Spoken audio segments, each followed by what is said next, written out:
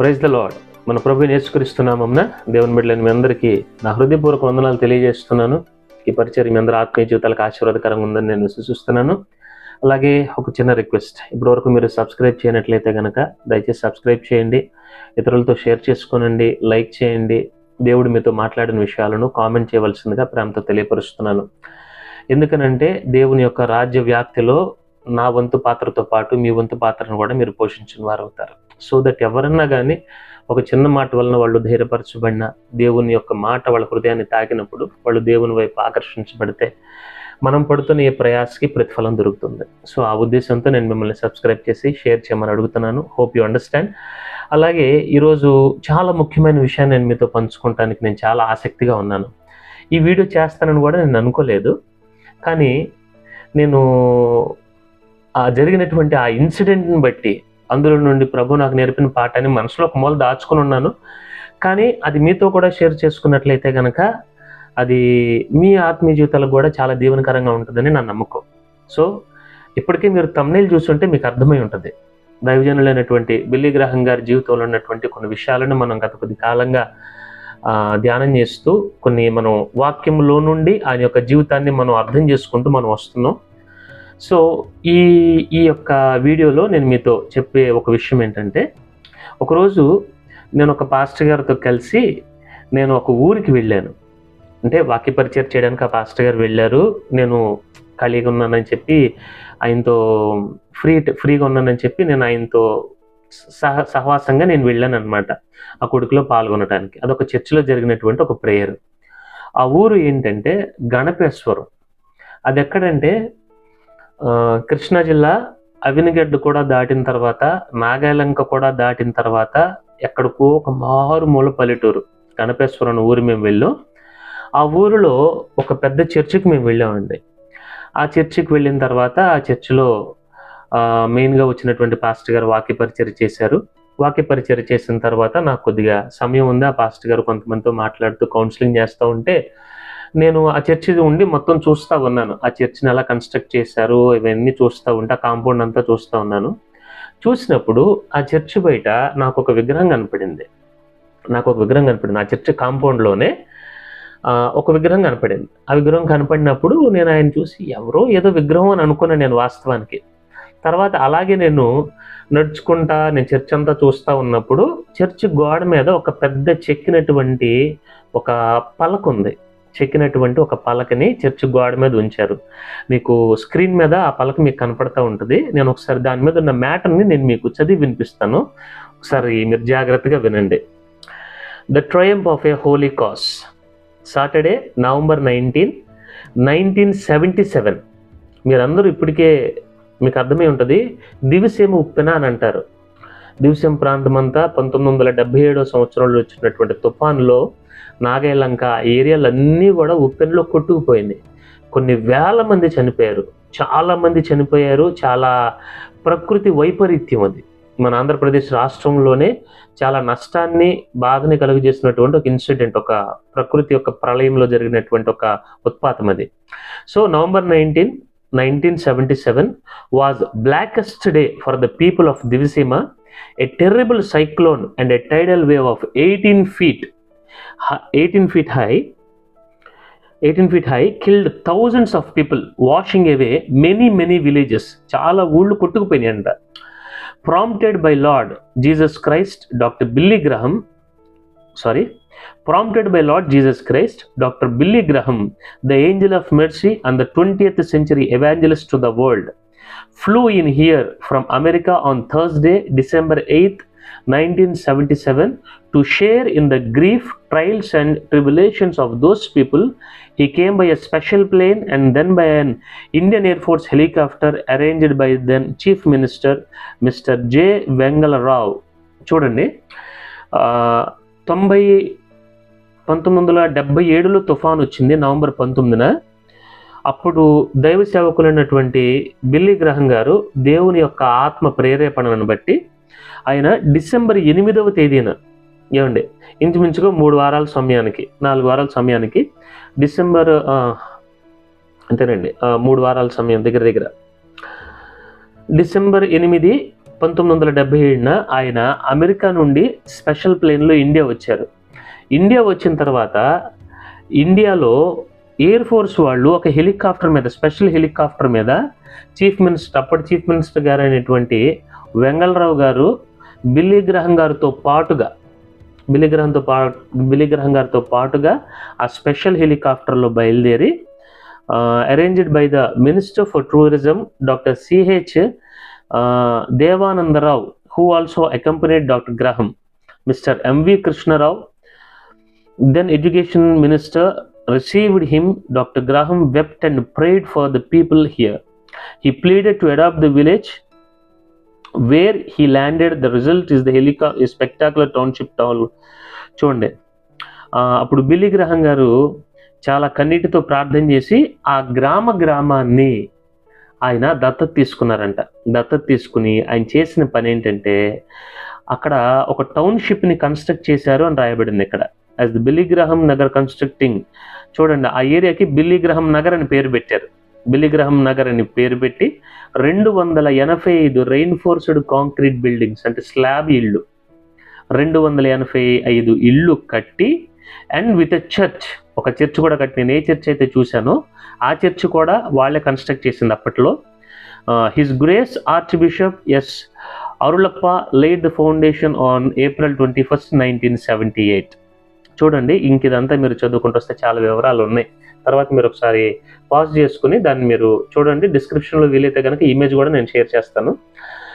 So 77లో జరిగినటువంటి తుఫాన్కి November 19 జరిగితే ఏమండి, వెంటనే డిసెంబర్ 8వ తేదీన దైవజనులు అయినటువంటి బిల్లీ గ్రహం గారు స్పెషల్ ఫ్లైట్లో అమెరికా నుండి ఇండియా వచ్చారు. ఇండియాలో ఇక్కడ అప్పటి సీఎం గారు, అలాగే ఎడ్యుకేషన్ మినిస్టర్, ఇంకొంతమంది మినిస్టర్స్ కలిపి ఎయిర్ ఫోర్స్ యొక్క స్పెషల్ హెలికాప్టర్లో బిల్లీ గ్రహం గారిని రిసీవ్ చేసుకుని ఆ దివ్యం ప్రాంతానికి వచ్చి, ఏ ఊరైతే ఇప్పుడు నేను మాట్లాడుతున్నానో ఒక చర్చ్ నేను చూశాను, ఆ చర్చికి నేను వెళ్ళానని చెప్పాను, ఆ ఊరిని ఆయన దత్తత తీసుకుని 285 ఇళ్ళు ఆయన కట్టించి ఇచ్చారు. దానికి ఒక పేరు పెట్టారు, బిల్లీ గ్రహం నగర్ అని. గమనించండి, ఆ చర్చ్ బయట కూడా ఉన్న ఒక స్టాచ్యూ ఉందని చెప్పాను కదా, అది బిల్లీ గ్రహం గారి స్టాచ్యూ. సో నేను ఇవన్నీ చూశానండి. చూసిన తర్వాత నా మనసు చాలా అంటే చాలా సంతోషం అనిపించింది. అంత మాత్రమే కాదు, ఆ చర్చిని రెనోవేట్ చేసినప్పుడు, అంటే పాత చర్చిని కూల్చేసి ఇంకా పెద్ద చర్చ్ కట్టారు. ఆ పెద్ద చర్చి ఓపెనింగ్కి ఫ్రాంక్లిన్ గ్రహం గారు వచ్చారు. బిల్లీ గ్రహం గారు వాళ్ళ కొడుకు ఫ్రాంక్లిన్ గ్రహం గారు వచ్చి, బిల్లీ గ్రహం గారు ప్రభుని నిద్రించారు, ఫ్రాంక్లిన్ గ్రహం వచ్చి ఆ చర్చ్ ఓపెన్ చేశారు. చూడండి, ఒక మార్మూల్ పల్లెటూరులో చర్చ్ ఓపెన్ చేయడానికి ఫ్రాంక్లిన్ గ్రహం అమెరికా నుండి వచ్చారండి స్పెషల్ ఫ్లైట్లో. మీరు ఆలోచించండి, దైవ సేవకుని యొక్క మనస్సు, వాళ్ళ యొక్క పిల్లల యొక్క మనస్సు మీరు గమనించండి.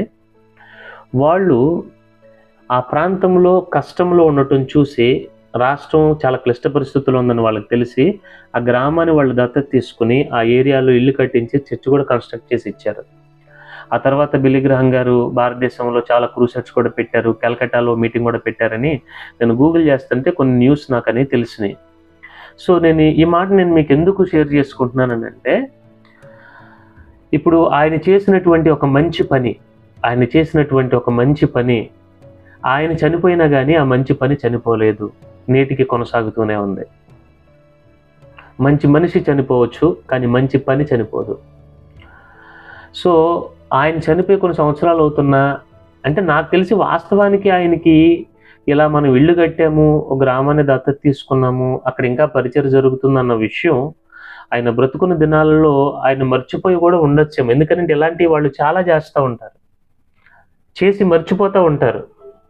సో అటువంటి పరిస్థితులు వాళ్ళకి తెలిసినా కానీ అటువంటి వాళ్ళు ఆ మేలు చేసి వాళ్ళ పరిచర్యని, వాళ్ళ కాలాన్ని వాళ్ళు ముగించారు. నాకు అనిపిస్తుంది, నేను నేర్చుకున్న ఒక పాఠం ఏంటంటే, ఒక్కొక్కసారి మనం చేసినటువంటి పరిచర్య ప్రతిఫలం మనకి కనపడదు, మనం ఏం చేసాం కూడా మనకు తెలియదు, మనం చేసింది మనకు గుర్తుండదు, మనం అనుకుంటాం మనం ఏమీ చేయట్లేదు అని అనుకుంటాం. బట్ వన్ థింగ్, క్రీస్తునందు ప్రయాస వ్యర్థం కాదండి.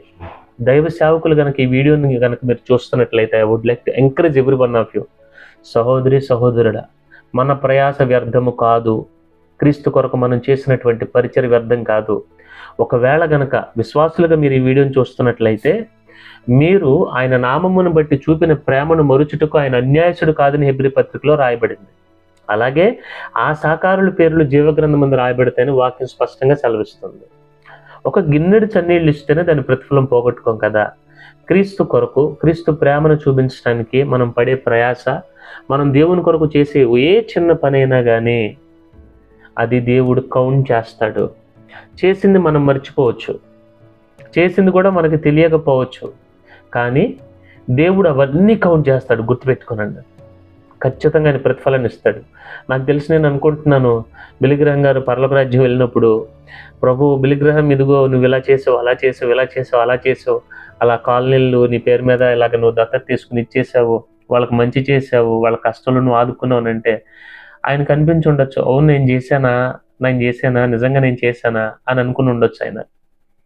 సో నేనేమంటాను అంటే, మనం చేసేది మనకి తెలియకపోయినా, మనం చేసేది ఎవరికి తెలియకపోయినా, మనం చేసేది మనం గుర్తించకపోయినా, మనం చేసేది ఎవరు గుర్తించకపోయినా ప్రభు గుర్తిస్తాడు. అది మర్చిపోవద్దు. సో మీకు వాక్యం కూడా నేను మీకు చెప్తాను చూడండి. ఒకసారి పౌలు గారు ఎఫెసీ సంఘానికి రాసినటువంటి పత్రికలో ఈ మాట ఆయన అంటారు చూడండి. ఎఫెసీ సంఘానికి రాసిన పత్రిక 3వ అధ్యాయంలో 9వ వాక్యము చూడండి, 10వ వాక్యము నుండి, మరియు వాటి యందు మనము నడుచుకొనవలెనని దేవుడు ముందుగా సిద్ధపరిచిన సత్క్రియలు చేయుటకై మనము క్రీస్తు యేసునందు సృష్టింపబడిన వారమై ఆయన చేసిన పని అయి ఉన్నాము. సో దేవుడు మిమ్మల్ని నన్ను ఎందుకు చేశాడు? Very simple. ఈ లోకంలో ఆయన మనకంటూ కొన్ని సత్క్రియలు ముందే ఏర్పరిచాడంట. మనం మంచి చేయాలని, మనం ఇతరుల కష్టంలో పాల్పంచుకోవాలని, ఇతరులకు మన ఆశీర్వాదకరంగా ఉండాలని, మనం ఇతరులకు ఉపయోగపడాలని కొన్ని సత్క్రియలు దేవుడు ముందు నిర్ణయించి పెట్టాడు మనకి. ఆ నిర్ణయించి పెట్టిన ఆ పనులను మనం చేయడానికి మనం ఈ లోకంలో ఉన్నాం అంతే. కానీ ఈరోజు ఒక విషయం నేను స్ట్రైట్గా మాట్లాడతాను. చాలామంది మనం ఎక్కడ ఉండిపోతామంటే, నాకెవరు హెల్ప్ చేయట్లేదు, నన్ను ఎవరు పట్టించుకోవట్లేదు, నాకు ఎవరు ఏం మేలు చేయట్లేదు, ఈ సెల్ఫ్ సింపతిలో, వీటిని పిటీ పార్టీస్ అంటారు, ఈ సెల్ఫ్ సింపతిలో చాలామంది అక్కడే ఉండిపోతారు. కానీ వాక్యం ఏం చెప్తుంది? నీ కొరకు నా కొరకు దేవుడు కొన్ని సత్క్రియలు ఉంచాడు. మనం కొన్ని మంచి చేయాలని దేవుడు ఉంచాడు. అది మనం చేసుకుంటూ వెళ్తామే. అది సక్సెస్ అయిందా ఫెయిల్ అయిందా మనకు అనవసరం. అది పెరిగిందా తగ్గిందా మనకొద్దు. దేవుడు చేయమని చెప్పిన పని మనం చేసుకుంటూ వెళ్తున్నప్పుడు, మనం నమ్మకంగా చేసినప్పుడు ఆయన ఆశీర్వదించడానికి నమ్మదగిన దేవుడై ఉన్నాడు. బిలీగ్రహం గారి పరిచయం వరల్డ్ వైడ్. ఎందుకు అది అంత ప్రపంచవ్యాప్తంగా విస్తరించింది అని అంటే, వెరీ సింపుల్. ఆయన తనకి దేవుడు నిర్ణయించినటువంటి పరిచర్ని చేసుకుంటూ వెళ్ళిపోయాడు అంతే. ఇప్పుడు మీరైనా నేనైనా కానీ ఈరోజు నేను చేసే ఈ పరిచర్య నాకేం పెద్దగా జరుగుతున్నట్టుగా నాకు అనిపించకపోవచ్చు, కానీ నా విశ్వాసం ఏంటో తెలుసా? ప్రభువు తన చిత్త ప్రకారం జరిగిస్తున్నారు కాబట్టి అది దేవుడు తన చిత్త ప్రకారమే ఏదైనా చేస్తాడు. సో దాని గురించి నా ఆలోచన నాకు అవసరంలా. నా ఆలోచన ఏంటి? వీడియో పెట్టాను, ఎన్ని లైకులు వచ్చినాయి, సబ్స్క్రైబర్లు ఎంతమంది పెరిగారు, ఈ బాధ నాకు నిజంగా లేదు. అలాగని చెప్పి వద్దని నా ఉద్దేశం కాదు, పెరగాలి. కానీ నేను వీడియోస్ చేయడానికి గల ఉద్దేశం ఏంటి? దాని వెనక కోర్ బిజినెస్ ఏంటి? దేవుడు నాకు ఉంచినటువంటి సత్క్రియలు నేను చేసుకుంటూ వెళ్ళాలి.